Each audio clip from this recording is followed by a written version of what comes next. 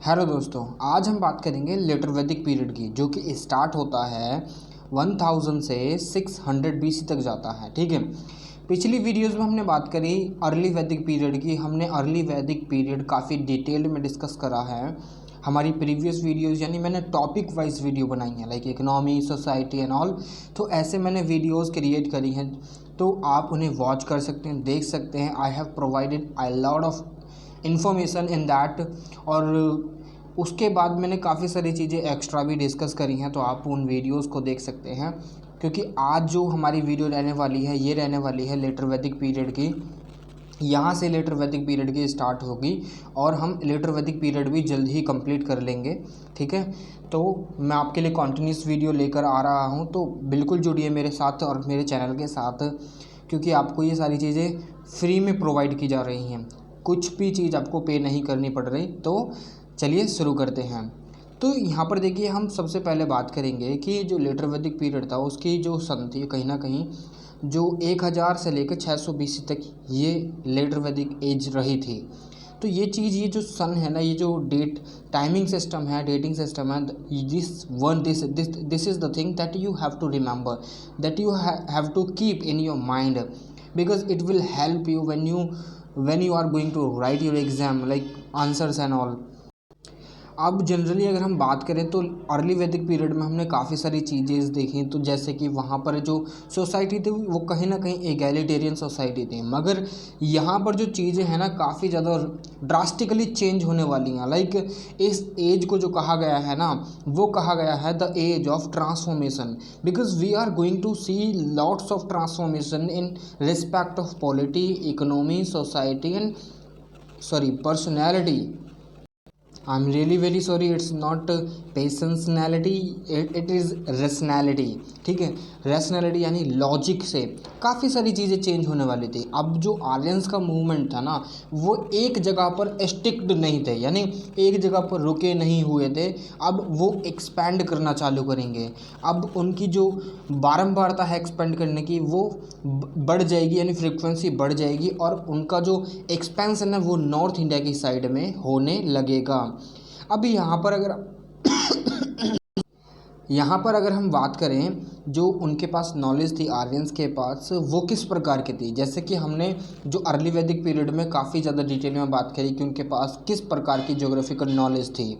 ठीक है, यहाँ पर हमें काफ़ी सारे सोर्सेज, हमने जो प्रीवियस वीडियो थी हमारी, उनमें हमने डिस्कस करा था कि जो अर्ली वैदिक पीरियड को स्टडी करने के लिए हमारे पास जो ओनली सोर्स है वो है ऋग्वेदा।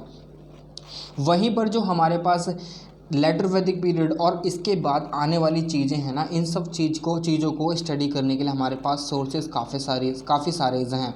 जैसे कि उपनिषद, पुराणाज, रामायणाज, महाभारत एंड ऑल, काफ़ी सारे सोर्सेज हैं जिनसे हम इन सारी चीज़ों को स्टडी कर सकते हैं, इंक्लूडिंग वेदाज, जो 4 वेदाज हैं। ठीक है, अब वहाँ पर हमें पता चलता है कि जो प्लेन्स थे ना, प्लेन्स यानी गंजेटिक प्लेन, ये भी इनको यानी आर्यंस को पता थे। रवि यानी रिवर को वो क्या कहा करते थे, नदी कहा करते थे। प्लेन्स को समा कहा करते थे। फॉरेस्ट को अरण्यानी कहा करते थे। देखिए, ये चीज़ें आपको अपने दिमाग में बिठा कर रखनी है, यानी ये बहुत ज़्यादा काम आने वाली हैं आपके पेपर जो आप सॉल्व करोगे तब। और वैलीज़ को आर्यंस के द्वारा कहा जाता था सुती। अब ये चीज़ मैंने रफली एक डायग्राम बनाया था, यानी एक तरीके से मैंने बनाया था भारत। ठीक है, अब जो आर्यंस यहाँ पर रह रहे थे ना, अब कहीं ना कहीं उनकी जो मूवमेंट थी वो इस डायरेक्शन में होने लगी थी। अब जब इस डायरेक्शन में हो रही थी तो कहीं ना कहीं जब जो बीच में पेड़ वगैरह भी होंगे, क्योंकि जो प्लेन्स हैं वो कहीं ना कहीं फॉरेस्ट से अभी भी ढके हुए थे।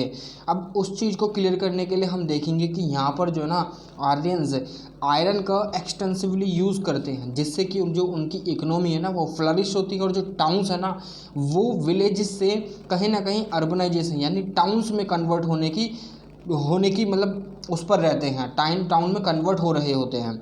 तो वो चीज़ें हम डिटेल में डिस्कस करने वाले हैं आगे वीडियो में, मगर उससे पहले हम जान लेते हैं उनके पास क्या क्या ज्योग्राफिकल नॉलेज थी। अब जब वो ईस्टर्न पार्ट की तरफ मूवमेंट करने लग गए थे तो वो कहीं ना कहीं काफ़ी सारी चीज़ों के अक्रॉस में आएंगे, लाइक जैसे कि फॉरेस्ट एंड ऑल, और जो नई नई वातावरण है उसके उसमें उसके कांटेक्ट में आएंगे, क्योंकि जो आयरन का यूज़ है ना उसने कहीं ना कहीं जो आर्यंस थे उनको एक एज प्रोवाइड करा दिया था, जिससे कि उन्होंने जो है ना जो पेड़ वगैरह हैं उनको काट कर अपने जो सेटलमेंट्स हैं वो इस्टेब्लिश कर दिए काफ़ी सारी जगहों पर। और कहीं ना कहीं उनके पास फिर एक वाइड नॉलेज आ गई जोग्राफिकल आस्पेक्ट से रिलेटेड, और उन्होंने कहीं ना कहीं जो जगहें हैं अपनी यानी स्थानों को अपने अनुसार कन्वर्ट करना चालू कर दिया, जैसे कि गंगा यमुना दोआब पर। क्योंकि जब दोआब का रीज़न आपको तो पता है कि जो दोआब का रीज़न है यानी confluence of the region where two rivers confluence each other यानी मीट्स ईच अदर, कि जब जहाँ पर जो दो रिवर हैं आपस में मिलती हैं तो कहीं ना कहीं वो रीजन काफ़ी ज़्यादा उपजाऊ बन जाता है, तो वहाँ पर उनको खेती करने में भी आसानी होगी। ठीक है, अब उनकी जो मूवमेंट हुई थी वो कहीं ना कहीं बंगाल तक हुई थी। ठीक है, ये चीज़ आपको याद रखनी है। देखिए हम कैसे ड्राइव करते हैं चीज़ों को, जैसे कि मान के चलिए जो नॉर्दर्न पार्ट है हमारा उसको बोलते हैं हम नॉर्दर्न इंडिया। ठीक है, और जो सदर्न पार्ट है हमारे इंडिया का यानी बिलो विंध्यांश और बिलो नर्मदा, ठीक है, उसको बोलते हैं हम सदर्न इंडिया। तो कहीं ना कहीं जो सदर्न इंडिया है उसको हम द्राविड़ यवर्ता भी बोलते हैं, मगर यहाँ पर जो लैंड था ना जो आर्यंस के द्वारा ऑक्यूपाइड करा गया था उसको बोला जाता है आर्यवर्ता। ठीक है, ये चीज़ आपको रखना है याद। अब यहाँ पर एक और बात कही गई है कि जो पृष्ठ गौतमा था यानी एक जो पुजारी थे गौतमा, उन्होंने कहीं ना कहीं गंगा रिवर को क्रॉस करा था और वो कहीं ना कहीं ब्रह्मपुत्र तक पहुँच गए थे। ठीक है, अब आर्यंस के पास नॉलेज तो थी, जोग्राफिकल नॉलेज तो थी काफ़ी सारी, क्योंकि हमने प्रीवियस वीडियोज़ में हमने सारी चीज़ें देख ली है कि उनके पास काफ़ी एक्सटेंसिव नॉलेज थी, यानी जियोग्राफिकल रिलेटेड काफ़ी ज़्यादा नॉलेज थी। लाइक हिमालयस के बारे में उनके पास नॉलेज थी कि हिमालयस नॉर्थ में है, विंध्यास साउथ में, अफ़गानिस्तान में नॉर्थ वेस्ट तक, और बांग्लादेश इन द ईस्ट। तो ये सारी नॉलेज उनके पास थी। और वहीं पर जो वैल्यूएबल सोर्स हैं जैसे कि सतपथ ब्राह्मणा, ये देखिए सतपथ ब्राह्मणा और जितने भी ब्राह्मणा हैं उनके बारे में हम डिटेल में डिस्कस करेंगे आगे आने वाली वीडियो में। ठीक है, अब वहाँ पर मेंशन हमें यानी हमें एविडेंस मिला कि कहीं ना कहीं उसमें लिख रखा है the Bay of Bengal as Samudra, जो बे ऑफ बंगाल है ना उसको एज ए समुद्रा बता रखा है। और ये क्लियरिटी भी है कि कहीं ना कहीं उन्हें जो सी है ना उसकी भी नॉलेज थी। अब यहाँ पर आर्यंस जो थे वो कहीं ना कहीं माउंट कैलाश की बात करते हैं कि जो माउंट कैलाश है ना वहीं से डिवीज़न होता है इंडिया का, और पूरी कंट्री जो थी उसको कहीं ना कहीं 5 भागों में बांट रखा था आर्यंस ने अपनी सहूलियत के हिसाब से। जैसे कि नॉर्दर्न पार्ट था उसको कहा जाता था उत्तरपदा यानी उत्तर का पाथ, और जो सेंट्रल क्वार्टर था उसको मध्य प्रदेश यानी मध्य देशा कहा जाता था, और ईस्टर्न जो क्वार्टर है उसको कहा जाता था प्राचीदी, और जो वेस्टर्न क्वार्टर है उसको कहा जाता था प्रातिचीदी, और जो सदर्न क्वार्टर है उसको कहा जाता था दक्षिणपदा यानी दक्षिण, ठीक है, या दक्षिणादि। तो ये सारी चीज़ें उनके पास थी, उन्होंने अपनी सहूलियत के हिसाब से चीज़ों को अपने हिसाब से कन्वर्ट कर रखा था, and they were using as per their demand and want. ठीक है, अब उनके पास जो ना उन्हें काफ़ी सारी रिवर्स के भी नाम पता थे, यानी काफ़ी सारी रिवर्स को वो जानते थे, वैलीज़ को जानते थे, फॉरेस्ट के बारे में उनके पास जानकारी थी, ज्ञान था, रेंजेस के बारे में ज्ञान था, प्लेट्यूज के बारे में, पेनिनसुला और ओशियन आइलैंड एंड ऑल, बहुत सारी चीज़ों के बारे में उनके पास जानकारी थी, जैसे कि हमने पिछली वीडियोस में भी बात करी थी। ठीक है, अब वैलीज़ उनको पता थी, रिवर उनको पता थी, प्लेन, फॉरेस्ट, रेंजेस। यहाँ पर फॉरेस्ट है, आप इसे करेक्ट कर लीजिएगा when you right your notes. ठीक है, प्लेट्यूज, पेनिनसुला, ओशियन, आइलैंड, तो ये सारी चीज़ें उनके पास जानकारी थी इनसे रिलेटेड। और वो कहीं ना कहीं जो गंगा रिवर है ना उसको वेनरेट करा करते थे, उसकी पूजा करा करते थे, क्योंकि वो गंगा रिवर को एज अ होली यानी पवित्र माना करते थे आर्यंस। अब यहाँ पर पता चलता है कि जो दासूज थे वो कहीं ना कहीं दक्षिण पदा में रहा करते थे, यानी दक्षिण में रहा करते थे, दक्षिण आदि में रहा करते थे, जहाँ को द्राविड़ यवर्ता कहा जाता है आज के समय में भी। ठीक है, तो दासूज कौन थे वो मैंने अपनी पिछली वीडियो में बहुत ही क्लियरली एक्सप्लेन कर रखे कि दासूज कौन थे, दासाज कौन थे और सूदास कौन थे। ठीक है, ये सारी चीज़ें अगर आपको जाननी है तो आप मेरी पिछली वीडियोस को चेकआउट कर सकते हैं, वॉच कर सकते हैं, मैंने ऑलरेडी डिस्कस कर रखी हैं। देखिए हमें काफ़ी सारी रेफरेंसेस मिलती हैं सोर्सेस में कि जो रिवर कावेरी है कहीं ना कहीं दासूज जो थे उसे होली रिवर माना करते थे, जैसे कि जो कावेरी रिवर को होली समझा जाता था यानी पवित्र माना जाता था, और Kaveri river as the Ganga यानी गंगा साउथ की गंगा, ठीक है, ऐसा माना जाता था। ठीक है, अब अकॉर्डिंग टू पुराणास ये भी पता चला है कि जो सारस्वती रिवर थी ना, जो कहीं ना कहीं राजस्थान से पाकिस्तान की तरफ बहती थी, तो वो कहीं ना कहीं अब श्रिंकअप हो रही थी।